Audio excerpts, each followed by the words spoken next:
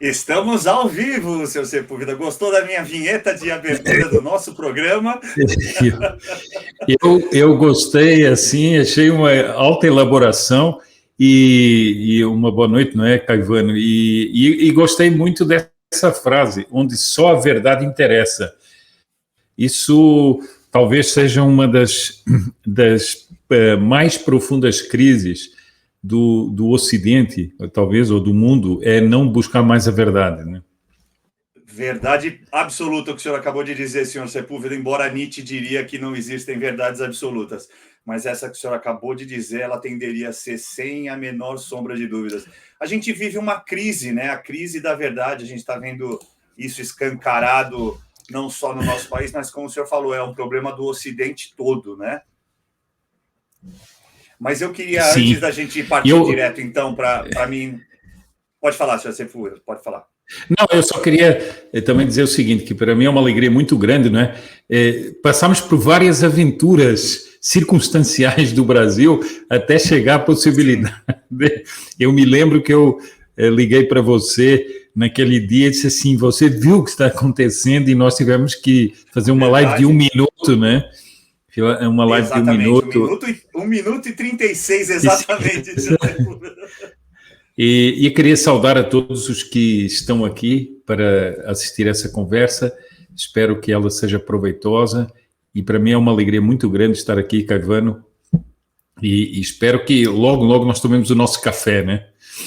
Não, se Deus quiser, vamos tomar sim pessoalmente, para nos conhecermos pessoalmente.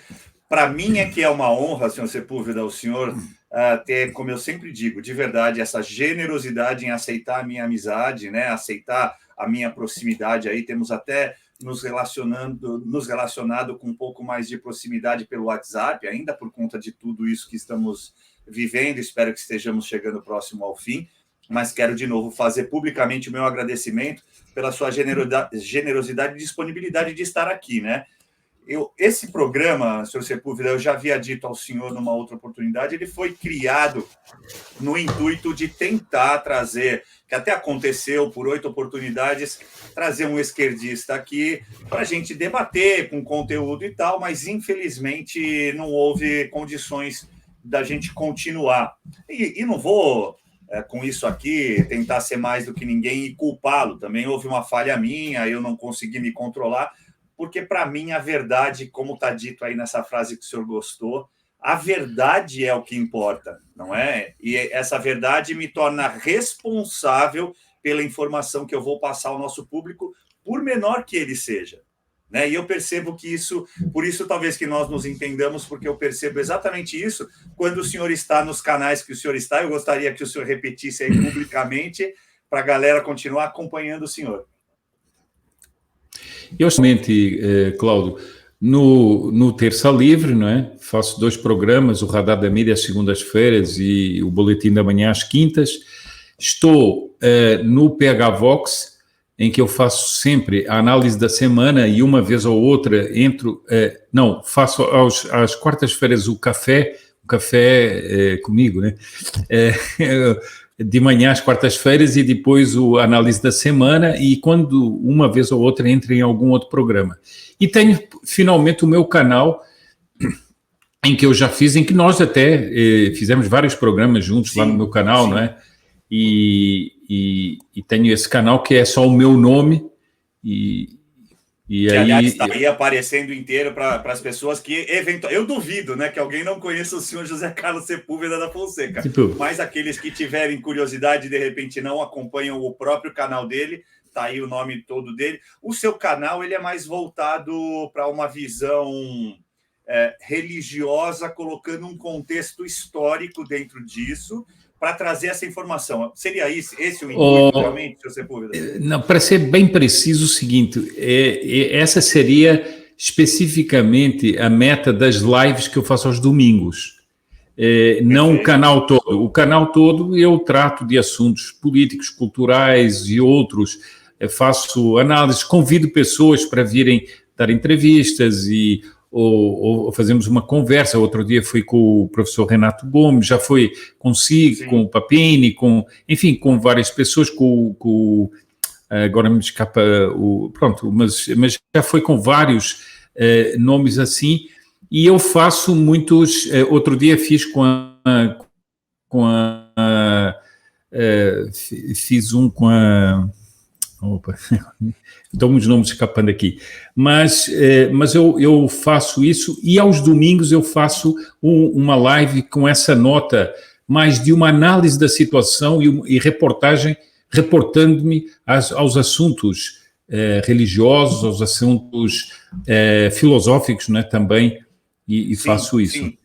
Eu estou perguntando porque eu assisto alguns deles, né? Não vou dizer todos, sim, não é sempre que eu consigo, mas eu já vi, e o senhor traz com certa riqueza de detalhes, contextuando historicamente, mas sempre, até por conta da sua experiência cotidiana, sempre tentando trazer uma comparação para o tempo que aquele personagem histórico viveu com o que vivemos hoje, não é isso, senhor Sepúlveda? Isso mesmo. Nos últimos 2 ou 3 aí que eu tive a oportunidade de ver no seu canal no domingo.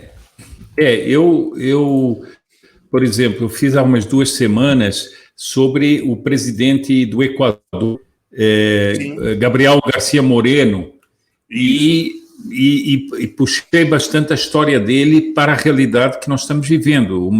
É uma história, um momento político diferente, mas todas as forças que se voltaram contra ele, toda a ação que ele teve no Equador do século XIX, e todas as interferências, inclusive internacionais, por exemplo, do Bismarck para o assassinato dele, né? Perfeito, então, perfeito. E um homem que tinha uma dimensão católica muito forte, não é? Um verdadeiro santo no sentido estrito da palavra, um homem que até se converteu a um determinado momento de uma maneira muito contundente, né? E uma vida muito rica, e eu trouxe isso, né? Foi muito bom, eu assisti, parabenizo o senhor mais uma vez. Antes de eu começar nas perguntas, senhor Sepúlveda, a ideia, como eu estava dizendo, a ideia foi trazer um esquerdista, acabou, não prosseguimos, porque é difícil até achar um substituto, né? Dificilmente você vai achar um outro esquerdista que queira argumentar com uma pessoa de direita. Então, decidi que faríamos esse palco de entrevistas, vamos chamar assim, né? Como se fosse tomando um cafezinho, como o senhor faz de manhã, uma conversa franca, aberta, mas eu separei aqui 8 perguntas que eu tenho curiosidade. Não vou esmiuçar a sua vida, vou fazer só algumas perguntas mesmo para a gente poder bater um bom papo, e obviamente são perguntas abertas que podem trazer outras oportunidades para a gente conversar. Uma espinha de peixe, eu vou seguir uma espinhazinha de peixe aqui para podermos conversar. Antes eu queria só dizer ao senhor o seguinte: hoje de manhã eu estava lá consigo no seu café, lá no PH Vox, né? E a sua conexão estava intermitente, deu um probleminha, e eu tinha acabado de pôr o meu nome lá, salve, senhor Sepúlveda, PH Vox e tal, PH, na verdade, e aí o senhor caiu e ele leu, e fiquei muito honrado também com a leitura dele, né? Normalmente o senhor que vê meu nome lá e já me saúda também, muito generoso, e gostaria de publicamente ver a agenda dele, se fosse possível, uma quarta-feira, às 21 horas, ele poder estar aqui e eu fazer uma entrevista com ele, eu vou ficar muito honrado também. E outra pessoa que o senhor conhece, que é do seu círculo, e que foi de uma generosidade ímpar, senhor Sepúlveda, ímpar, eu vou contar isso publicamente para que todos saibam, foi o Paulo Figueiredo, a quem eu tenho uma estima enorme pelo profissional que ele é, e agora ainda mais pela humildade dessa pessoa. Eu mandei um direct para ele pelo Instagram, dizendo que gostaria muito da oportunidade de entrevistá-lo no meu canal, e ele, de maneira jocosa, que ele é peculiar, mas de maneira séria, ao mesmo tempo, ele respondeu: meu amigo, eu devo entrevista para Deus e todo mundo. E hoje eu mandei o banner, e ele, mais uma vez, colocou lá o seu like no banner que eu coloquei com o senhor Sepúlveda. Então, saúdo também o Paulo Figueiredo aqui publicamente. Me parece uma pessoa extraordinária a quem o senhor tem a oportunidade de conhecer, né? Fazemos sempre o radar da mídia juntos às segundas-feiras, né? Eu agora me lembrei do nome, eu tive outro dia aqui no canal, tive aqui no canal outro dia a Bruna Torlai, que foi uma conversa muito interessante, porque nós conversamos sobre a política, mas conversámos também sobre a cultura, sobre os valores cristãos, ocidentais, enfim, foi uma conversa muito interessante. A formação dela é em filosofia, não é? Se você sim, me parece. Sim. Eu acompanho o canal dela também. Tem aquele velho ditado que diz, né? Diga-me com quem andas, que eu te direi quem és, não é? Exatamente. O senhor só anda com pessoas boas, extraordinárias, então o senhor é essa pessoa extraordinária. Eu vou partir direto para as perguntas, eu selecionei 8, e eu queria saber do senhor, né? Um português nativo, né? O senhor nasceu, nato, né? Eu diria, nasceu lá em Portugal, e veio para o Brasil. Eu queria saber do senhor, para a gente começar, há quanto tempo o senhor está no Brasil e o que lhe moveu, né? Qual foi a motivação que lhe trouxe para cá, senhor Sepúlveda? Cláudio, eu vou responder com toda a alegria. Vou só dizer o seguinte, eu fiz um programa inteiro naquele canal Saindo da Caverna, com o pessoal do Movimento Conservador, Brasil Conservador. Sim. Eles me fizeram me fizeram sair da caverna, né? Então, quem quiser depois, com mais detalhes, pode ver lá uma live que eu fiz. Foi logo das primeiras que eles fizeram. Mas eu vou lhe contar aqui, assim, rapidamente. Bom, eu cheguei definitivamente ao Brasil em 78. Estive pela primeira vez em 77 no Brasil, no verão de 77, verão europeu, né? O verão europeu de 77, com franceses, austríacos, espanhóis, etc. E nós tínhamos vindo conhecer, eu já conhecia o movimento Tradição, Família e Propriedade, TFP, não em Portugal, que eu já vou contar, estava proibido por causa de uma revolução comunista que houve em Portugal, mas eu conhecia na Espanha, tinha ido muitas vezes à Espanha. Bom, e vim aqui conhecer o professor Plínio Corrêa de Oliveira, fundador da TFP brasileira e inspirador das outras TFPs autónomas e co-irmãs. Bom, e vim aqui com muitos europeus e viemos conhecê-lo, era um grupo grande de europeus, viemos aqui em 77. E depois, em 78, incentivado até pelos meus pais, por causa de toda o caos que vivia Portugal nesse momento, em decorrência dessa Revolução Comunista, eles acharam que era interessante eu vir para aqui, porque aqui era uma oportunidade de eu ter uma formação, em vários campos, não só intelectual, mas espiritual, etc., que me seria de grande proveito. E assim eu vim, e brasileiramente eu fui ficando. Fui ficando e aqui estou. Bom, portanto, eu vim para cá com uma finalidade muito clara de conhecer e depois acabei participando ativamente da TFP, da Tradição, Família e Propriedade, e tive na pessoa do Dr. Plínio o verdadeiro mestre em todos os campos, no campo da luta ativa, no campo intelectual, no campo espiritual, em todos esses campos, e muita gente fala da minha formação, e a minha formação é essencialmente essa, e era uma formação continuada, como eu tive a oportunidade de dizer naquela live, era uma formação continuada, não era uma formação de blocos, mas era uma formação, e sobretudo uma formação universalista, ou seja, não a limitação de certos padrões intelectuais em que a pessoa fica fechada e tendo uma visão muito importante da história, e a história eu acho que é um dos pontos que ainda os conservadores no Brasil são um pouco falhos, eles prestam pouca atenção na história, prestam pouca atenção à história. Então, essencialmente foi isso.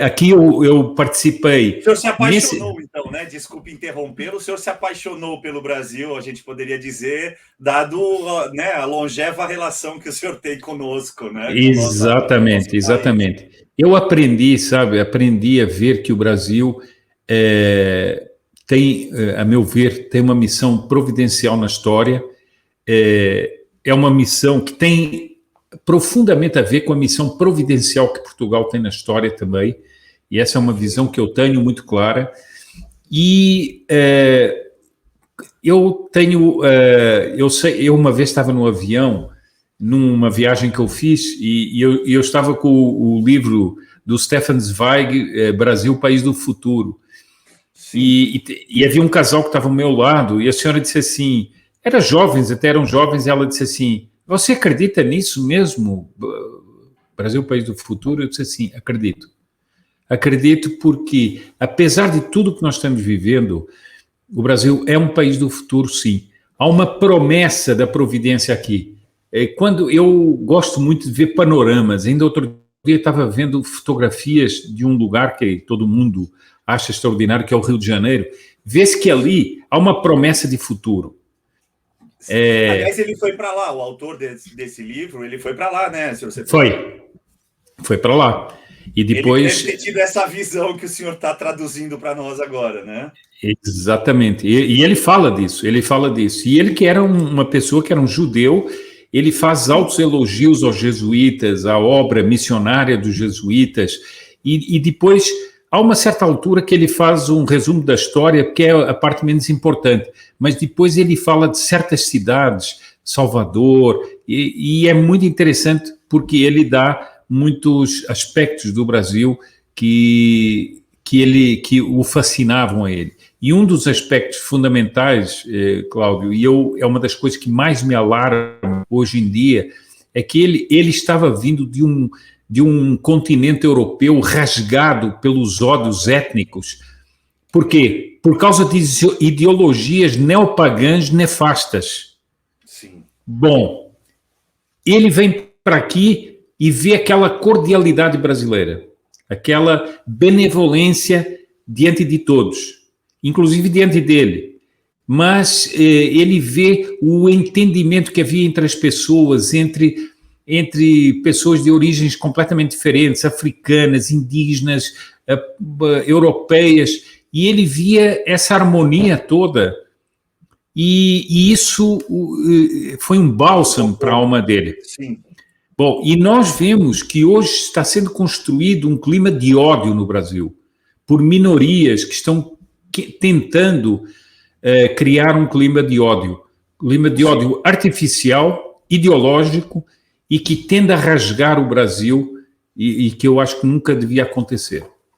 E que vamos continuar combatendo, não vamos deixar isso acontecer sem lutar, né, senhor Sepúlveda? Isso é importante. Eu vou pedir licença só para a gente dar boa noite a todos os que estão aqui, como diz o Márcio Engelberg, do Momento Conservador, canal Momento Conservador, que eu já fiz parte, aos visíveis e os invisíveis. Eu só vou dizer o seguinte para vocês, eu vou interagir menos hoje, gente, com vocês aqui do chat, deixar para depois a gente ver, se vocês tiverem alguma pergunta para o senhor Sepúlveda, até o Michel Krukowski, que nos acompanha, já pediu licença aqui para fazer uma pergunta ao senhor Sepúlveda. Eu vou deixar para o final, porque o meu foco tem que ser no meu convidado, é uma pessoa ilustre, e eu agora estou completamente focado nele e para saber aqui dele as perguntas que eu tenho para fazer, gente. Mas boa noite a todos, agradeço, não deixem de dar seu like e compartilhar a live se vocês puderem. Senhor Sepúlveda, a segunda pergunta, ainda linkada nessa primeira, obviamente, o senhor tem a sua origem europeia, em Portugal, e aí eu lhe pergunto, trazendo para o nosso momento, como é ser um europeu enfrentando não só esse caldeirão cultural, que o senhor até citou do autor do livro, eu não tive a oportunidade de ler a obra ainda, mas já vou colocar na minha listagem, dada a sua reflexão agora, mas eu já havia pesquisado por ele, porque eu sou interessado sempre em saber o porquê das coisas. Então, quando eu ouvia essa frase, né, que é famosíssima, tem aí várias e várias décadas, e eu me falo, mas quem é que teve a coragem de falar um negócio desse, pôr esse pensamento para fora? E aí eu fui estudar um pouquinho sobre ele, dar uma investigada, e aí tem essa história contada como o senhor contou. Então, eu queria entender do senhor como é ser um europeu vivendo aqui na América do Sul, né, com todos os problemas, as mazelas que nós temos, e enfrentando esse cenário político, vendo esse cenário político que o senhor está vendo agora. Eu vou primeiro passar a impressão de um europeu aqui. Eu acho que eu sou um europeu, como todos os portugueses, sui generis para o brasileiro. Por quê? Porque meu pai sempre dizia o seguinte: eu não consigo me referir a um brasileiro como um estrangeiro. Por quê? Porque nós temos uma continuidade histórica, apesar de circunstâncias, temos uma continuidade histórica enorme.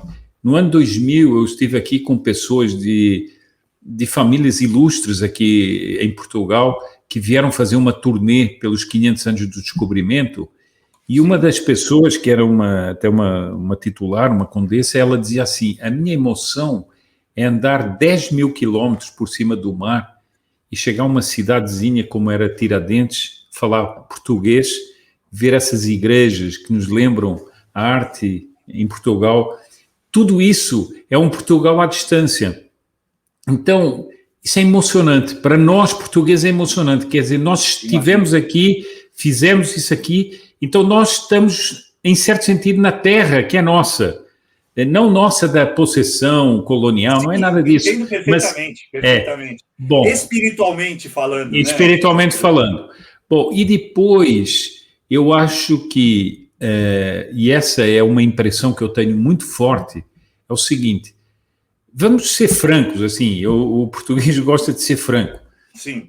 É claro que quando eu vou a Portugal, e muitas vezes tendo contato mesmo com a pessoa do povo, vê-se que ali há uma cultura mais aprimorada, há uma cultura mais, que foi mais trabalhada.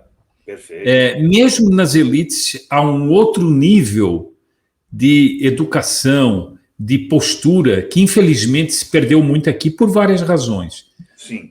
Mas, ao mesmo tempo, há algo que é fascinante no Brasil para alguém como eu, que é ver essa mentalidade que foi permeada ao longo dos séculos no brasileiro, que é uma mentalidade de fé, uma mentalidade de uma certa paz diante das dificuldades, de um certo ânimo e esperança diante das infelicidades da vida, das misérias até da vida, mas em que há sempre uma disposição de achar que algum momento vai ser melhor, não haver uma revolta, não haver um trabalho de ódio na alma, mas haver um trabalho de haver um sentimento de conformidade, não conformidade de quem não se importa, mas de uma conformidade providencial. E isso é algo que é profundamente atraente para quem é um português. Depois, outra coisa que o Gilberto Freire fala tanto, que é essa miscigenação. Isso é algo que é fruto de substancialmente da mentalidade portuguesa. A mentalidade portuguesa gerou isso. Veja que os portugueses chegaram aqui e não tiveram dificuldades em aceitar que o líder indígena pedisse que eles casassem com a filha deles. Sim. Não sei se dá para perceber o seguinte: eram povos que eles não conheciam, que tinham uma condição completamente diferente, e de repente um líder indígena diz: mas eu quero que ele case com a minha filha. E o português aceitava isso. É a aceitação das tradições. Isso é um dom dos outros. Perfeito, perfeito. Dos outros. E depois o seguinte: uma disposição de harmonia e de unir em laços de sangue e de mentalidade os povos rumo a algo que tem características de todos e não apaga as características de todos. O próprio Gilberto Freire tem um outro livro que eu acho muito interessante, que é A Civilização do Açúcar. Então, ele vai partindo, que eu acho uma ideia genial, ele vai partindo dos engenhos de açúcar e tal, para toda a cultura do açúcar, dos doces, enfim, de tanta coisa que é uma característica dessa civilização brasileira, que é algo que é doce, algo que é ameno. O Brasil não é um imperialismo para fora, é um imperialismo para dentro, ou seja, recebe todos aqui dentro. Perfeito. Então, essa é a minha, digamos assim, a maneira como eu percebo o Brasil enquanto europeu. Entendo. E aí eu vou fazer o contraponto, então, disso, senhor Sepúlveda. Imaginemos que fosse o contrário e eu estivesse em Portugal. O que eu estaria vivenciando? Eu sei que o senhor é uma pessoa extremamente informada, até pelos programas que o senhor faz. O que eu estaria vivenciando enquanto um brasileiro vivendo lá na porta de entrada da Europa, um país importantíssimo, né? Que, como o senhor já, para quem talvez não se recorde assim tão facilmente, né? Nós somos colonizados e desenvolvidos, de certa forma, como o senhor mesmo disse, por Portugal. Devemos esse acontecimento, esse evento histórico aos portugueses. Como é que seria esse caminho de volta, um imigrante brasileiro em Portugal? Olha, eu vou lhe dizer o seguinte, vou lhe dar observações que eu tive ao longo dos anos. Quando ainda não era tão frequente a ida de brasileiros para Portugal, que hoje há muitos e muitos brasileiros em Portugal, mas Sim. muitos brasileiros em Portugal, talvez de uma maneira muito salutar para Portugal, eu acho, por várias razões, inclusive porque fica sem o pretexto de se importar mão de obra muçulmana quando nós temos brasileiros que estão ajudando a manter Portugal. Perfeito. E que são da mesma cultura, são da mesma língua, etc, etc. Bom, mas então, vamos dizer, eu vou lhe dar um exemplo de como o meu pai era médico e tinha muitos clientes, e alguns clientes eram brasileiros. E um deles era um comandante da Varig. E ele dizia o seguinte: eu gosto de Portugal pelo seguinte, no Brasil eu sou o fulano de tal. Aqui em Portugal eu sou o senhor comandante. Então, essa era a sensação que que esse brasileiro tinha, que era o seguinte: a valorização do trato do português em relação a uma pessoa que era um brasileiro, que era um comandante da Varig. E isso foi até estudado por sociólogos, uma historiadora francesa estudou isso, que era o trato, as maneiras de tratar e os diferentes tratos que existiam na língua portuguesa e que os portugueses usavam. Que não era tudo você, mas era toda uma hierarquia de tratamentos, o que revela muito a maneira como Portugal recebia os brasileiros. Agora, eu vejo também muitos, e isso é uma das coisas que eu mais admiro no Brasil, é a capacidade que o brasileiro tem de admirar os outros. Infelizmente, na Europa, muitos povos acabam rivalizando, acabam tendo assim dores de cotovelo uns com os outros. O brasileiro tem uma espécie de facilidade para se fascinar com os outros. Eu, por exemplo, aqui no Brasil, muitas vezes disse, olha, o meu amigo fulano de tal, quando me perguntava, era um brasileiro, ele está em Coimbra, estudando em Coimbra. E a pessoa ficava assim, nossa, estudar em Coimbra. Ou seja, a pessoa tinha uma admiração pela instituição. E eu vejo que muitos brasileiros vão ali e ficam fascinados, porque Portugal é carregado de história. Portugal é um país pequeno, mas é carregado de história. São castelos, são igrejas, são solares, são terras, são histórias todas de simples aldeias. Eu não vou prolongar aqui, mas podia contar uma história muito interessante de aldeias do Barroso, que é bem no Trás-os-Montes, em Portugal, onde eu vi uma tradição super interessante, que tem uma tradição que vem das invasões francesas, do tempo de Napoleão. Isso tudo é riquíssimo em Portugal. Sim, e então eu vejo que os brasileiros se fascinam com isso. E isso é um dos lados que eu... Não é o Barroso ministro não, né, senhor Sepúlveda? Não. É o Barroso região, gente. Não se assustem. É a Serra do Barroso.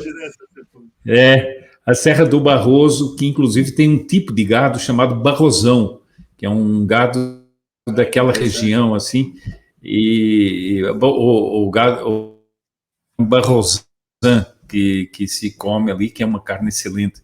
Mas, enfim, tudo isso, eu vejo que os brasileiros vão para ali e ficam. Eu tive contatos com muitos brasileiros, muitos ainda recentemente, com uma senhora que ajudou a cuidar de uma tia minha, e ela, por exemplo, estava numa fazenda, ela estava na fazenda que é da nossa família, e ela estava fascinada com aquilo. Nossa, isso aqui, uma fazenda no interior de Portugal, e ela, para aquilo, era um universo que ela nunca tinha conhecido em Portugal, e até as minhas irmãs perguntavam se ela não se sentia assim um pouquinho, bom, mas não se sente aqui um pouquinho só a cidade? Não, eu estou desfrutando desta realidade que eu nunca tinha vivido.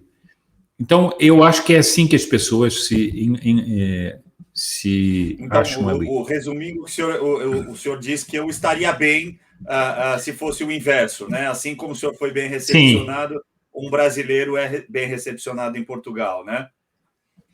Bem recepcionado, apesar, Cláudio, de ter havido certas coisas mal entendidos, depois certas coisas que foram, às vezes os portugueses também no trato são um pouco ruins, mas também houve coisas más nessa ida de brasileiros que foi a um certo momento um tipo de imigração que acabou não levando a melhor imagem do Brasil para Portugal, entende? E sim, entendo.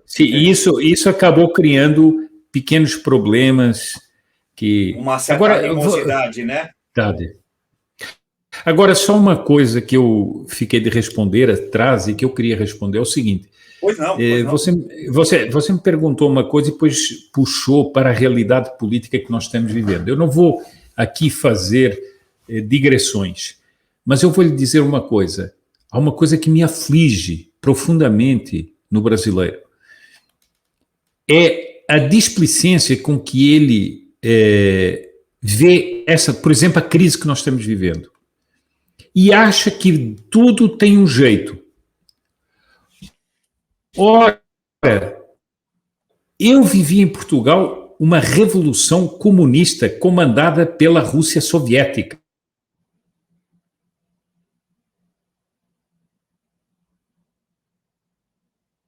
Acho que travou o sinal do senhor Sepúlveda.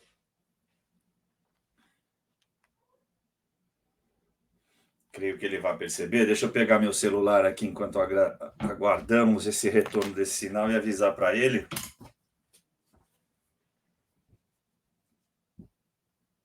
Peço desculpas, imensas desculpas, gente, mas internet é isso também, né? Bom, vamos ver se ele está conectado.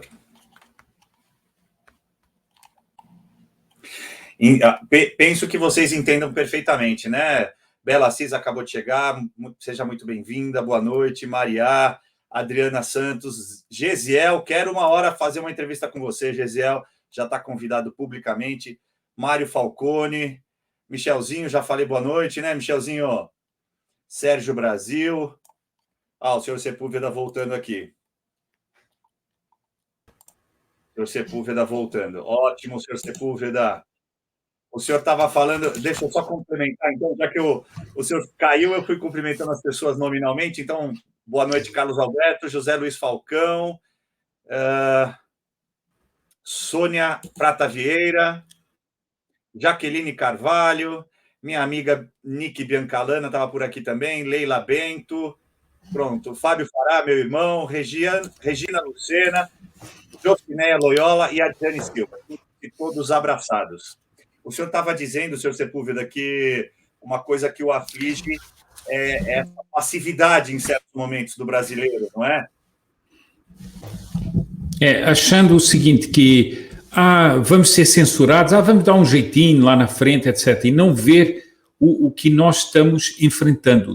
Eu estou eu estou convicto que nós estamos assistindo a um golpe de Estado no Brasil, a uma derrubada de uma situação que é gravíssimo.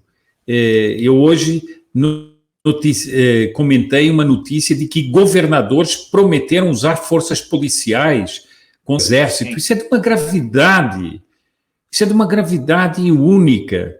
Bom, e eu assisti a uma revolução em Portugal, que foi a Revolução dos Cravos, chamada Revolução dos Cravos, em 1974, comandada pela Rússia Soviética, em que as estruturas de Portugal derruíram em poucas horas. E nós tivemos um agravamento dessa revolução ao longo dos meses. Eu tive muitos familiares presos, pessoas que foram presas em manifestações, etc. Depois nós tivemos a nacionalização de todos os bancos, a nacionalização da maior parte das empresas. Tivemos o assalto às propriedades rurais. A minha família ficou sem as terras durante quase 12 anos. Isso aconteceu. As pessoas acham que isso não pode acontecer, mas acontece. E pode ser em poucas horas. E nós estamos assistindo a isso aqui no Brasil. E as pessoas acham que não, que sempre vai ter um jeito. E uma das coisas que sempre me fez aflição, por exemplo, quando eu vi a tomada do poder pelo Lula, foi isso. Esse homem se disfarça, mas esse homem é um homem que está disposto a implantar uma ditadura no Brasil. E eles tentaram várias vezes. A Dilma fez aquele famoso decreto dos conselhos, que era tornar o país uma verdadeira Cuba. Sim. Bom, sim. Então, isso, por exemplo, muitas pessoas não estão medindo a dimensão do que está acontecendo, esses avanços sobre o poder presidencial, essa montagem para não deixar o presidente governar. Isso é um golpe de Estado, efetivamente é um golpe de Estado, e isso tem consequências. Perfeito, senhor Sepúlveda. Isso tem consequências. Esse ato dos governadores, ele empurra, de certa maneira, o Brasil para uma guerra civil. Sim. Né? É o fomento de uma guerra civil. Quer dizer, eu tenho as minhas forças, e eu estava assistindo, antes de começarmos a live do Momento Conservador, e o Guilherme estava justamente naquele minutinho falando disso, além de ser uma flagrante quebra do pacto federativo que nós temos na Constituição Federal. Mas isso, eu entendo perfeitamente o seu medo, o seu temor, em relação a essa passividade do brasileiro. Mas veja que, na sua resposta anterior, o senhor havia dito para a gente que algo que o senhor via de muito bom no brasileiro era essa fé, esse otimismo. Ocorre, meu modo de ver, senhor Sepúlveda, que, infelizmente, as pessoas, às vezes, se tornam tão crédulas a ponto de aceitar passivamente qualquer coisa que o governo faça, por esse otimismo exacerbado, por essa fé exacerbada. Como eu ouvi hoje também no Pingos nos Is, uma senhora dizendo: não, olha, está tendo briga aí entre os poderes, né? O legislativo, o judiciário, o executivo. Gente, o melhor caminho é a conversa. É claro que, vindo de uma pessoa que talvez não tenha essa percepção que nós temos, senhor Sepúlveda, para nós é risível, mas traduz bem esse seu temor, não é verdade? O brasileiro, infelizmente, é pouco politizado, ele fica preso a certos dogmas que eu acredito ter se transformado em dogma, que é aquele chavão que diz assim: política, religião e futebol não se discute. Ao contrário, é o que mais se discute. Primeiro, porque o futebol revela o caráter de uma pessoa dentro de uma competição. Isso eu falo sempre, falei a vida toda, senhor Sepúlveda. Os esportistas da década de 70 não são os mesmos que nós temos hoje. Ponto. Na religião ocorre o mesmo. Infelizmente, nós não temos os mesmos padres, os mesmos jesuítas que nós tínhamos no passado, no decorrer da nossa história. E a mesma coisa a gente pode falar dos nossos políticos, não são os mesmos. E o que, meu entendimento, com o perdão de ter tomado esse tempo do senhor, o que resume isso numa coisa só, que os une, né? Essas três categorias, é o egoísmo, senhor Sepúlveda.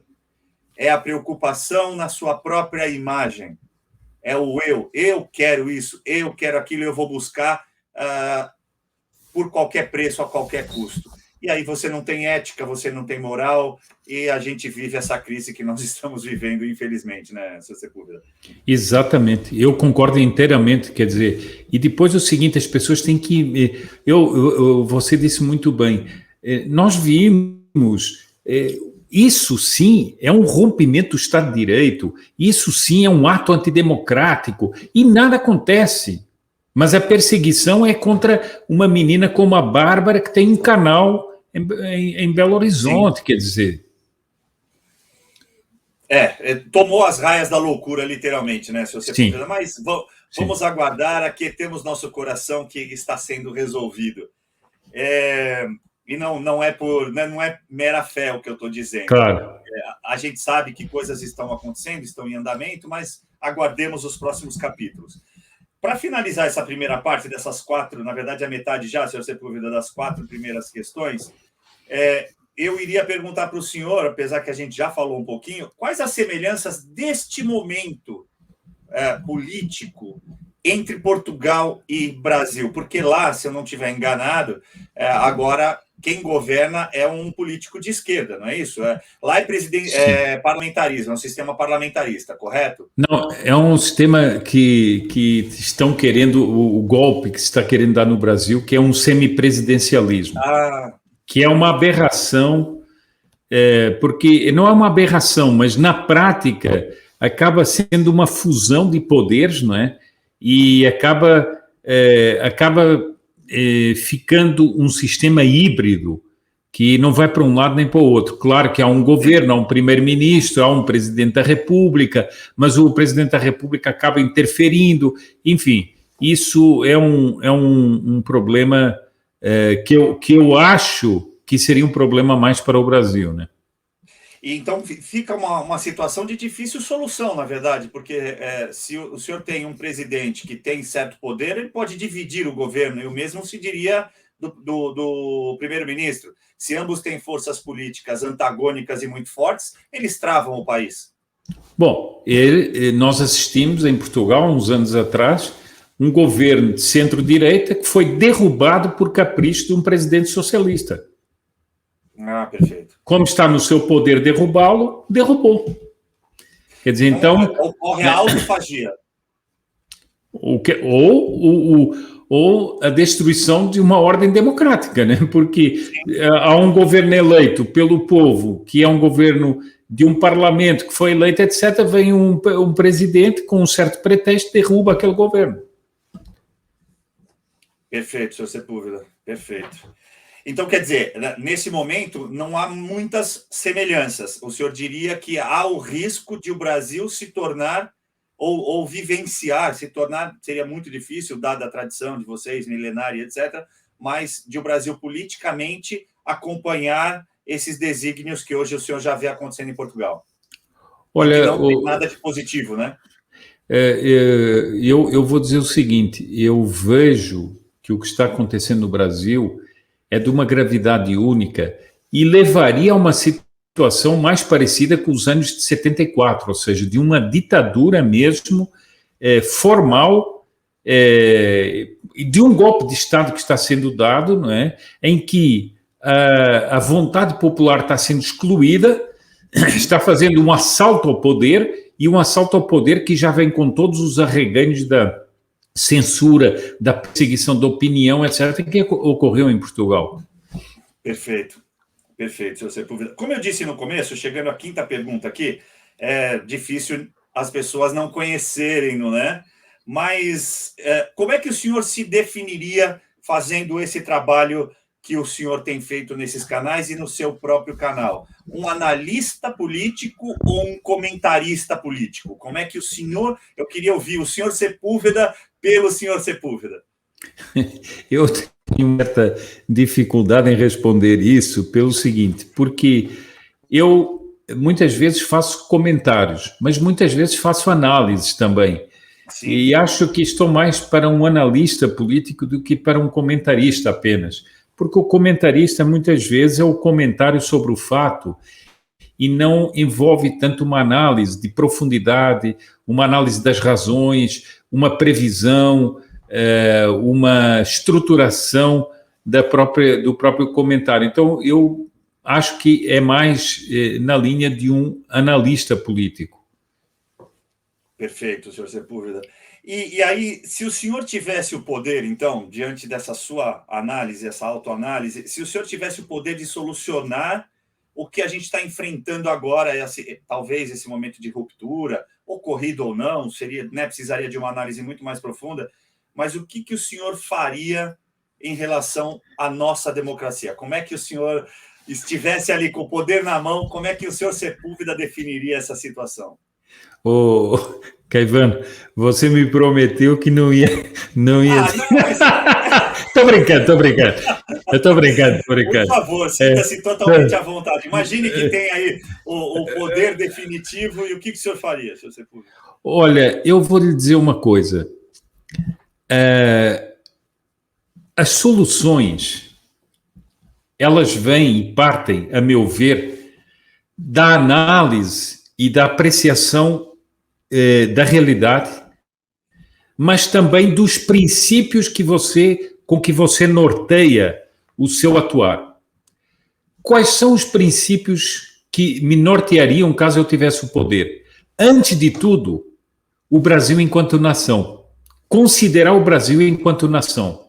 Não considerar o poder que eu tenho, mas considerar que uma pessoa que é alçada ao poder legitimamente, ela tem uma responsabilidade diante da história e diante do povo e diante da providência também. Então, antes de tudo, era considerar o que é a história do Brasil, quais são os verdadeiros valores do Brasil e qual seria o interesse supremo do bem comum do Brasil. Nós vemos que estão sendo atacados de fora e de dentro.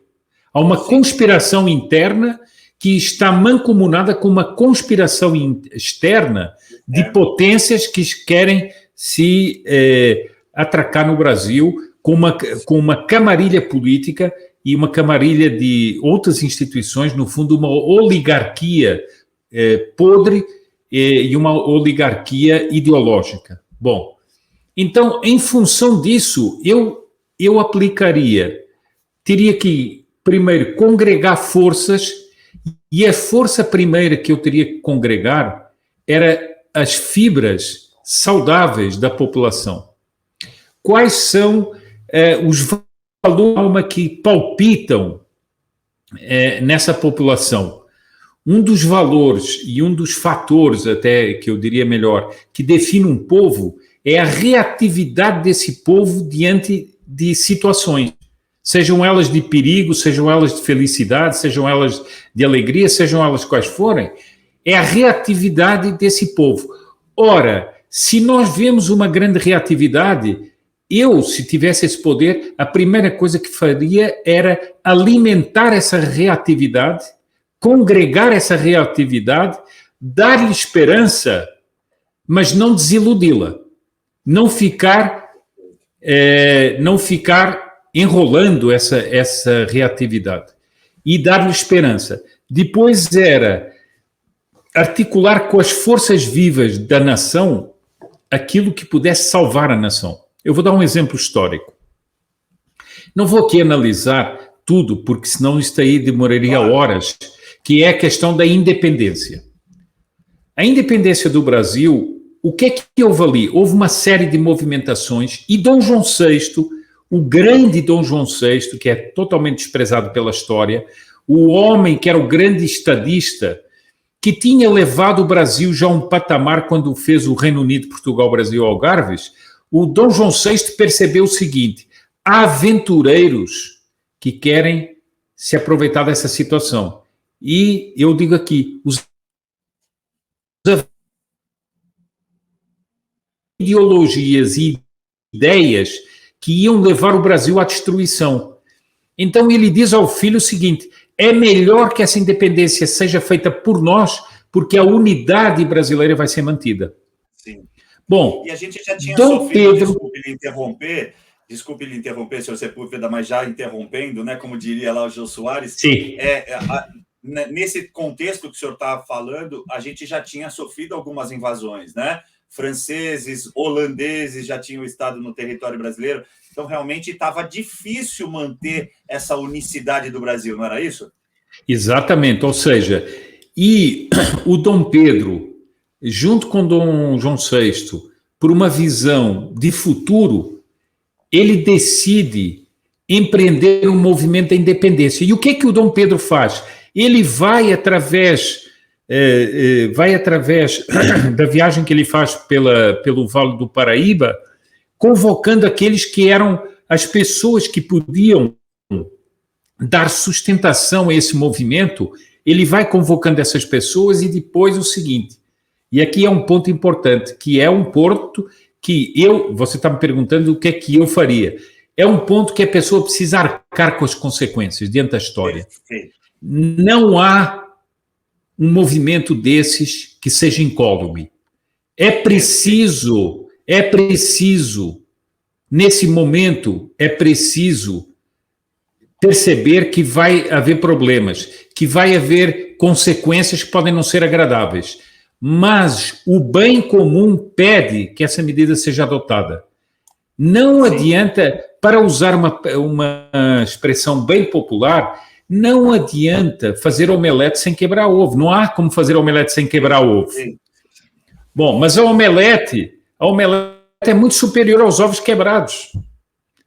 E você sabe disso, por exemplo, se uma pessoa está numa luta, por exemplo, eu lutei karatê durante muitos anos, se você está num embate de karatê, você tem a sua técnica, você tem os seus movimentos, etc., mas a uma certa altura você vai apanhar. Alguma coisa você vai apanhar. Sim. Então, é o seguinte, você pode vencer a luta, mas alguma pancada você vai levar. Então, achar que a pessoa vai lutar e vai resolver um problema desses sem quebrar nenhum ovo, não há como isso. O Brasil pode sofrer certas consequências externas? Pode, não tem problema. O que interessa, sobretudo, é defender essa unidade do Brasil, é defender esse povo brasileiro, é defender esse futuro do Brasil. E isso é que eu levaria em conta. Pois o seguinte, o Brasil hoje é uma potência. Sim. É uma potência. E essa potência tem riquezas de todos os tipos, tem comida, tem tudo. Tem água, tem tudo. Não nos falta nada. Portanto, pode haver um abalo momentâneo, mas quem vai ficar abalado são os outros que precisam das nossas coisas, não nós. Sem dúvida. E vai ficar mais abalado de nós nos levantarmos e nos reinventarmos. Né? Exatamente. Então, eu, sinceramente, o que eu faria era isso, era voltar, levar em consideração o seguinte, eu sou monarquista, mas você está me perguntando se eu fosse, hoje tivesse o poder na mão, seria uma república, né? Eu levaria em conta o meu juramento, porque isso é muito sério, e defenderia o Brasil das maneiras, dentro de todas as necessidades, tudo que seja necessário para defender o Brasil e o povo brasileiro, as medidas que fossem necessárias. Ou seja, a pátria acima de tudo, né, senhor Sepúlveda? Exatamente. Mas uma pátria em função da providência. Eu sempre digo perfeito. Isso. Sim, perfeito. O ideário de nação, de fato. Nação, né? Ou seja, exatamente. Não se faz uma pátria sem nação e, de toda forma, não se faz uma nação sem o seu povo. Então, o senhor, exatamente, na verdade, estaria resgatando para o povo brasileiro, tivéssemos o presidente, senhor Sepúlveda, resgatando para o povo brasileiro esse ideal de pátria, de nação, que parece estar faltando um pouquinho ao brasileiro, né? Gente está muito dividido, na verdade, né, senhor Sepúlveda? Eu sei que existe uma expressão dentro da Constituição, né? Eu não sou adepto dessa Constituição, mas é que nós temos. Existe uma expressão dentro da Constituição que é a restauração da lei e da ordem. Perfeito. Ela define o que é que deve ser feito. Como é que isso é feito? Se é feito por caminho A, caminho B, não interessa, mas o que interessa é restaurar a lei e a ordem. E a lei e a ordem passam por acabar com a anarquia legal que existe no Brasil, restaurar as liberdades do povo, as autênticas liberdades do povo, e assegurar a independência do Brasil. Perfeito, senhor Sepúlveda. O senhor esteve com o Renato Gomes, né, nosso amigo comum também, lá no seu canal, né, na semana passada. Ele estará aqui na próxima quarta-feira e eu sempre faço menção a uma entrevista que ele concedeu, que agora ele é... Como é que se diz? Ele é um participante do Direto aos Fatos, da Camila Ábido e do Jornal da Cidade Online. E lá ele disse, eu gravei, eu ri sozinho aqui assistindo, e realmente é o que o senhor acabou de dizer, está lá escrito na Constituição, e é o artigo 142, combinado com o 762. Tá vendo como o senhor sabe? E a Camila Ábido, eu adoro a Camila, eu a sigo também nos canais, tive o prazer de conhecê-la pessoalmente na última manifestação lá na Paulista, e aí ela... Olha, doutor Renato, eu conheço o 142, mas, de fato, o 762 eu não conheço. Aí ele, de novo, de forma muito jocosa, ele diz, esse é aquele que eles carregam no ombro, né? Geralmente está carregado no ombro. Então, é o que, de fato, a gente está, talvez, fadado a que se faça, né, senhor Sepúlveda? Vamos dar o nome, os devidos nomes às devidas coisas. A única alternativa que nós temos, e o senhor acabou me respondendo, viu que não era uma pergunta tão difícil do senhor responder, eu coloquei o ensaia justa. Creio que seja o caminho inevitável para que se retorne à lei e à ordem, como o senhor disse, né, senhor Sepúlveda? Exatamente, exatamente. Agora, nós estamos diante dessa perplexidade, que é ver os dias passarem e as coisas se agravarem cada vez mais, né? Sem dúvida, esse é o risco. Eu estou partindo para a penúltima pergunta, senhor Sepúlveda. Perfeito. Essa metodologia do esquerdismo, nós conhecemos, né? A gente até já conversou uma vez nos bastidores, e eu disse que o homem mudou muito desde a Segunda Guerra Mundial. E aí eu pergunto ao senhor, diante disso, o senhor é um conhecedor, profundo conhecedor da história também, também não, profundo conhecedor, eu sou só um fuçador, vamos dizer assim, eu gosto muito, tenho muito apreço pela história. O homem mudou muito de lá para cá. Há esperança de ser retomada uma mudança positiva para o futuro, senhor Sepúlveda? O senhor enxerga isso, essa oportunidade? Cláudio, eu vou entrar aqui num tema que talvez possa parecer de uma discussão que ela é bizantina, né? Pode ser assim uma coisa bizantina, um negócio no ar, mas não é. O que é que nós assistimos desde a Revolução Francesa e que se acentuou muito, por exemplo, desde a Primeira Guerra Mundial e da Segunda Guerra Mundial?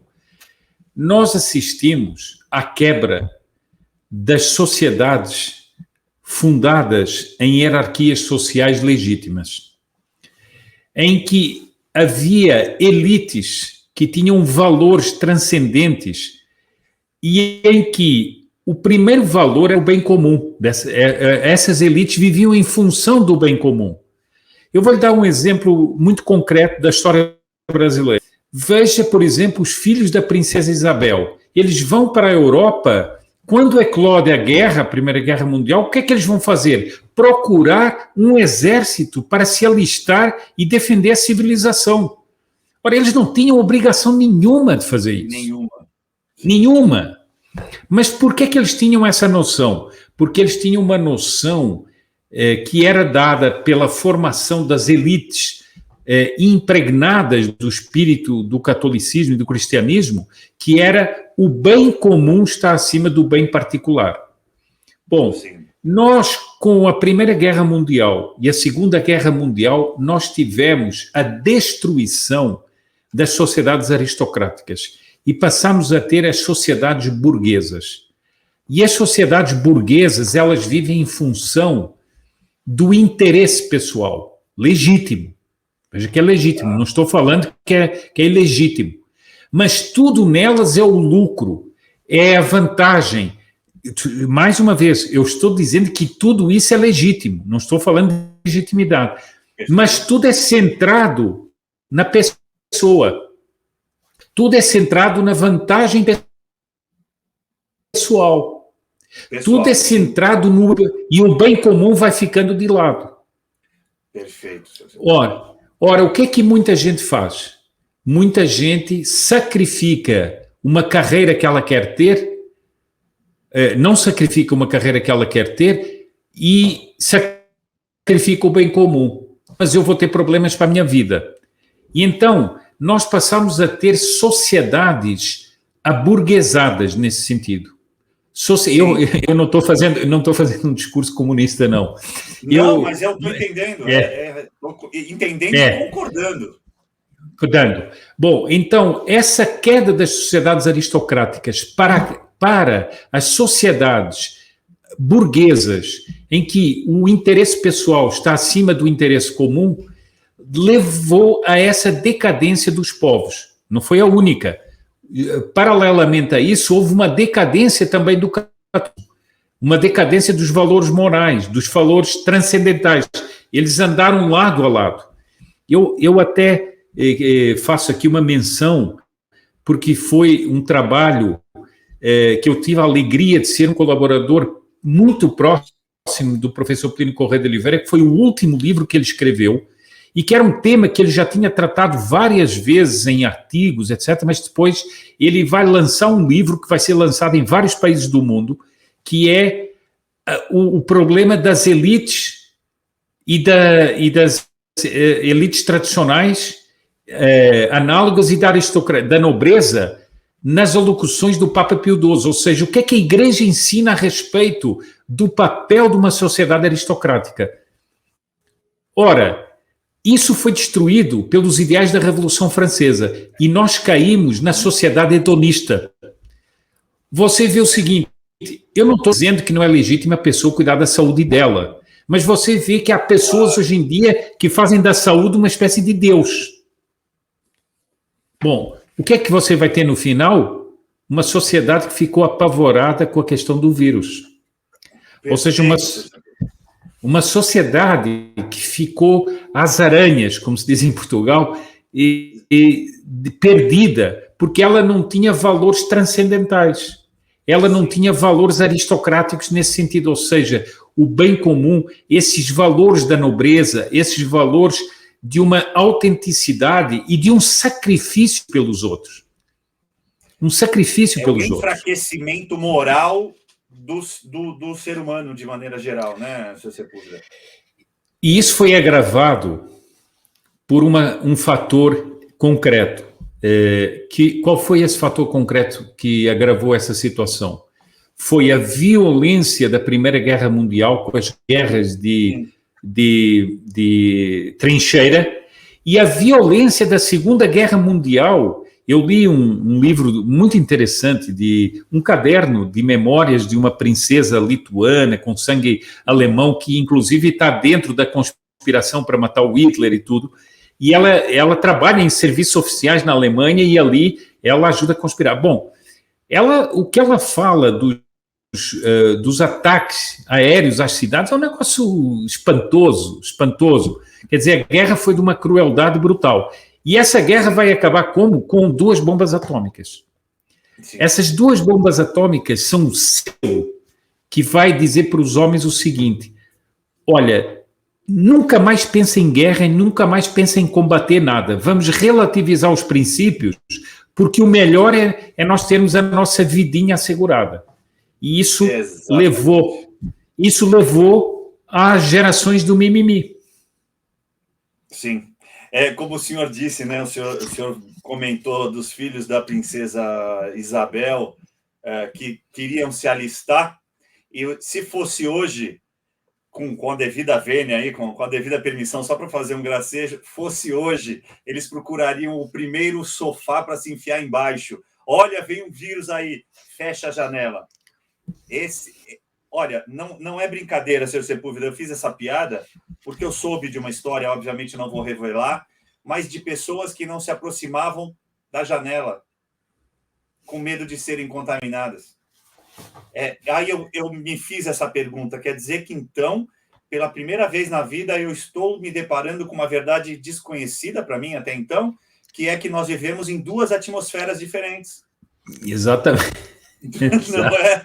O oxigênio lá de fora é diferente do da minha casa, mas enfim, uma piada tosca, bem tosca, mas que reflete o brilhantismo da sua explanação. Olha, eu me lembro de uma frase dos Macabeus, da Escritura, Judas Macabeu, que levou os judeus, os Macabeus, não é, a lutarem contra a corrupção que era o helenismo, né, que tentava derrubar todo o lado sobrenatural do povo judeu, todo o lado profético do povo judeu.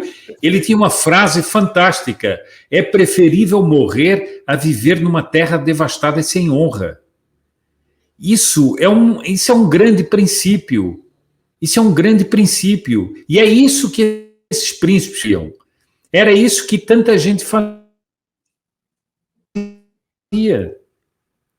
Pois é, seu Sepúlveda. Olha só, eu vou contar-lhe um fato, então, aconteceu comigo, o senhor me conhece um pouco, teremos a oportunidade de nos conhecermos pessoalmente, como dissemos, e estreitar ainda mais esses laços. Estive num churrasco há algum tempo e tinha lá uma meninada da idade da minha filha mais nova, que já tem 25 anos, e aí estavam ali conversando e eu perguntei, acho que tinha uns 4 ou 5 meninos e o pai deles, que era nosso amigo.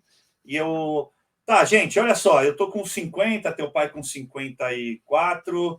Quem daqui de vocês se alistaria se nós tivéssemos que enfrentar um inimigo agora? Ficou o mesmo silêncio que ficamos aqui entre nós dois, seu Sepúlveda. Nem o pai dos rapazes, de 2 deles pelo menos, se manifestou. Não, eu iria. O único a falar, eu pegaria em armas para defender a minha nação de uma invasão, fui eu. E eu não seria aceito nem na reserva por conta da minha idade, mas eu iria mesmo assim voluntariamente, seu Sepúlveda. Penso que o que o senhor explanou, de novo, de forma brilhante, é o reflexo dessa queda moral que em virtude de um fantasma, esse fantasma de guerra, morte, etc., acabou tornando o ser humano um ser humano fraco. E aí, para fechar esse nosso encontro, seu Sepúlveda, fiz a última pergunta, que é a 8ª pergunta. A esquerda brasileira parece ter um verdadeiro fetiche com ditaduras comunistas e socialistas, né? A mídia tem um papel relevante nisso, o senhor não concordaria? Essa é a primeira parte da pergunta. Parece que ninguém enxergou o grande mal que isso representa. Como o senhor enxerga o papel da mídia e o que estaria por trás desse comportamento dela hoje? Eu tenho visto que muita gente diz o seguinte, que a mídia tornou-se um lixo. Eu diria uma coisa um pouco diferente. A mídia tornou-se criminosa. Ela é criminosa, ideologicamente criminosa. Ela não teve escrúpulos de empurrar sociedades para o pânico. Ela não teve escrúpulos de ser, por exemplo, hoje está-se falando em censura de canais conservadores e estão lá os jornalistas que falam de democracia batendo palmas. Eles são militantes de uma ideologia fanática. Depois o seguinte, aqueles que se dizem isentos batem palmas para todos aqueles radicais. E depois, quando vem, como aconteceu no Afeganistão, os talibãs tomam conta, eu vi um jornalista dizer, nossa, a barbárie voltou. Ah, é? Ah, voltou? E o que é que você fez para combater a barbárie? Nada, você bateu palmas para todos aqueles que queriam que a barbárie voltasse. Então, eu acho o seguinte, a imprensa, ela passou a ser uma máquina de fazer revolução, uma máquina de destruir sociedades, uma máquina de manipular pessoas, uma máquina de ajudar a imbecilizar as pessoas. Sim. Então, por isso é que eu digo que a mídia, ela passou a ser, a meu ver, passou a ser criminosa. Entendo perfeitamente, compactuo com a sua avaliação, seu Sepúlveda. Eu tinha estas 8 perguntas para fazê-lo. Foi perfeito, foi maravilhoso. Reitero, né, a sua generosidade é ímpar. Eu costumo brincar com as pessoas que nos conhecem mutuamente, que o senhor é o último exemplar do gentleman, do verdadeiro gentleman, né? Aquele homem com uma cultura alargada, com uma fala sempre terna, muito concisa, né? Não é porque é terna que é fraca, o senhor tem aquele limiar perfeito que eu, infelizmente, estou tentando melhorar, né? Aprimorar o meu pensamento para não entrar, porque às vezes eu perco o tom e etc. Me miro muito no senhor, saiba disso do fundo do meu coração, senhor Sepúlveda. Eu agradeço assim a sua generosidade, Cláudio. E eu aproveito só para dizer aqui uma coisa que eu acho muito importante e que eu disse outro dia na live que eu fiz sobre o presidente Garcia Moreno. O presidente Garcia Moreno era um homem intelectualmente brilhante, era um homem de salão, de sociedade, era um esgrimista fantástico, era um atirador exímio. E eu frisei isso. Há uma ideia errada que um gentleman ou que um homem de salão é um homem fraco. Pelo contrário, vejo que eram os príncipes, por exemplo, filhos da princesa Isabel, grandes homens de salão, homens de requinte, de educação, e que estavam lá na frente de batalha. Houve um deles que morreu em consequência das lutas nas trincheiras, pela doença com que ele ficou nas pernas, nos ossos, etc. Tinha que andar de cadeira por causa disso. Agora, esse homem era um brutamontes? Não. Ele era um homem de salão, mas ele era um herói. Olha que coisa. E o Conde de, que foi esposo, né, da princesa Isabel, também esteve em batalha, no campo de batalha. É bom que se diga isso, né? Talvez as pessoas não se lembrem, mas ele foi na caça do Solano Lopes, né? Solano Lopes, ele foi um grande militar, ele era um grande militar, era um grande estrategista, esteve na frente de batalha e mais. Na Primeira Guerra Mundial, em que ele já era bem idoso, o que é que ele fez? Ele que tinha sido um marechal, né? Ele que era um príncipe consorte, ele vai se dispor a varrer as ruas da cidade para que os jovens que faziam esse trabalho pudessem ir para a frente de batalha. Caramba, senhor Sepúlveda, que história interessantíssima, não sabia disso. Exatamente. E fazer a guarda nas ruas, isso é o valor. É um valor que se desconhece hoje, não é, senhor Sepúlveda? E completamente. O senhor também é a prova disso, né? Me entenda bem, espero que o senhor não tenha me entendido mal. Quando eu disse que o senhor sim. Não. Não é que o senhor ocupa aquele limiar, o senhor consegue ser enfático, porque eu já vi várias lives que o senhor consegue ser enfático, mas sem alterar o tom de voz e tal. E agora o senhor me disse, né? Temos mais essas duas questões em comum. O senhor é um filho de médico, eu também sou, e o senhor fez muitos anos karatê, eu também fiz muitos anos karatê, e hoje pratico o Krav Maga, que não deixa de ser uma arte, mas a nossa arte hoje é a arte de defesa pessoal propriamente dita, né? O Krav Maga, eu vou lhe dizer, eu nunca pude praticar, mas eu tenho um verdadeiro fascínio pelo Krav Maga. Quem pratica ou quem já praticou karatê tem muita facilidade, senhor Sepúlveda, isso eu já posso garantir, e é uma coisa que não tem idade, porque o inventor, vamos colocar assim, ele já era um sexagenário quando ele inventou, também veterano da Segunda Guerra Mundial, e se utilizou de várias artes marciais para criar o Krav Maga. Se o senhor tiver mais uns minutinhos, me parece que o Michel Krukowski, uma pessoa que sempre nos acompanha, queria fazer uma pergunta para o senhor. Michel, se você quiser escrever aqui, eu já coloco na tela para o senhor Sepúlveda responder antes que a gente encerre a live. Você quer fazer? Ou acha que nós já falamos aqui, o senhor Sepúlveda já respondeu? Manifeste-se aí ou cale-se, pelo menos por essa live.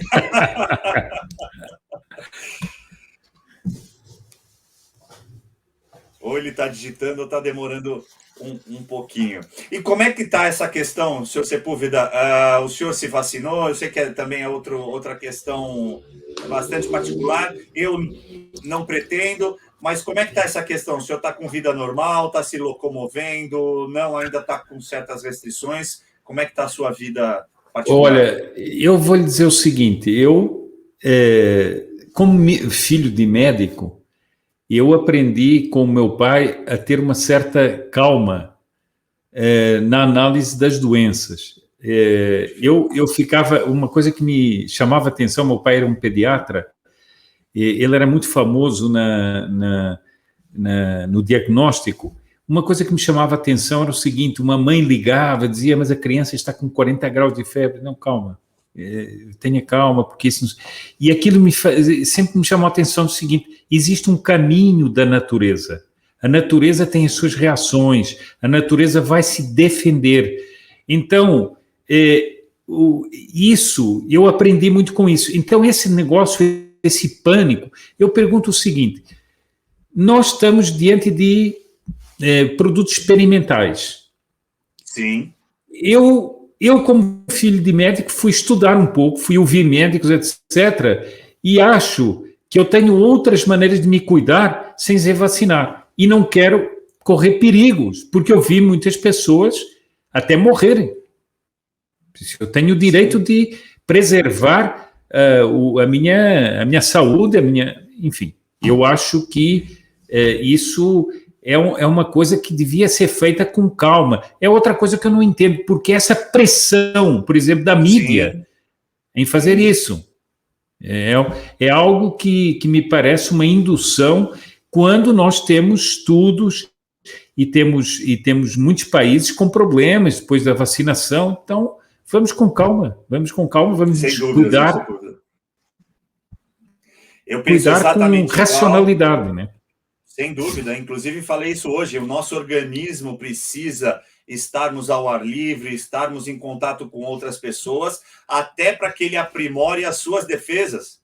Não é verdade? Exatamente. E é justamente por esse contato que essas variantes acabaram nascendo, o que é normal. Isso é conhecidíssimo em vírus, em virologia. Ele vai surgir, só que terá pontos mais fortes e pontos mais fracos, ou seja, ele se dissipará de forma mais rápida. Mas as pessoas aprenderam única e exclusivamente nesse tempo, nesse último ano e meio, aí, um pouco mais agora, somente através do medo, o que para mim é uma experiência social, né, Sr. Sepúlveda? Sim, fora de dúvida. Olha, eu não tenho palavras, de verdade, eu estou extasiado, estou muito honrado com a sua presença aqui, com esse tempo que o senhor despendeu comigo, foi maravilhoso, espero não tê-lo de verdade colocado em nenhuma saia justa, que eu tenha estado à vontade, e espero que volte numa próxima vez. Olha, Cláudio, eu queria agradecer-lhe, não só o convite, mas queria agradecer-lhe o seguinte: para mim foi uma conversa muito interessante. Eu estava agora, enquanto você estava falando, eu estava pensando nisso. Todas as vezes a gente vai para canais e fala de política, etc. É preciso fazer isso. Mas nós hoje passamos por outros horizontes. Passamos, por exemplo, por essa questão da guerra, da Segunda Guerra. Passamos por muitos outros aspectos que eu acho que fazem falta ao debate público e arejam as nossas cabeças. Bom, e isso me deu uma satisfação muito especial de estar aqui, foi uma alegria muito grande e também quero agradecer a todos aqueles que tiveram a paciência de estar aqui conosco nessa nossa conversa. Realmente foi muito bom, gostei mesmo, assim, com toda a sinceridade.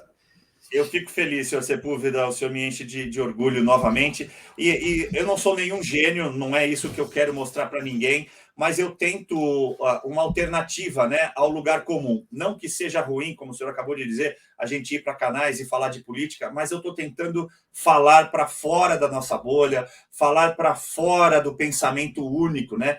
Tudo que é uníssono, já dizia...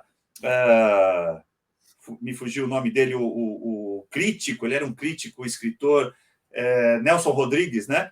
Ele já dizia que toda unanimidade é burra, né? Então, tudo aquilo que é uníssono, tudo aquilo que é igual, é comum, me causa certa aflição. Então, a ideia desse programa foi fazer algo diferente, não deu certo na primeira vertente, mas tenho certeza que eu vou levar isso aqui por um pouco mais de tempo. E na segunda-feira eu estou participando de uma live, Sr. Sepúlveda, que vai se perpetuar, e eu espero, né, se tornar longeva. Perpetuar é muito forte, mas se tornar longeva. Eu vou a um canal que comumente fala de funk, de futebol de várzea e tal, para levar a minha visão política, a minha análise política, justamente para tentar falar fora da nossa bolha, para pessoas que talvez não tenham acordado ainda para o que está acontecendo ao nosso redor. Então, acho que é para isso que nós existimos nessa vida, né, senhor Sepúlveda? O senhor faz É isso verdade. Também no seu trabalho, e eu estou tentando fazer isso dessa maneira. Gente, chegamos a 1h20. Muito obrigado por todos vocês estarem aqui. De novo, minhas desculpas por não interagir demais, mas o nosso convidado merece total e restrita atenção. Agradecer de novo sua participação, senhor Sepúlveda, desejar-lhe uma boa noite. Boa noite a todos os nossos amigos e até uma próxima vez, se Deus permitir. Até uma próxima vez, se Deus quiser.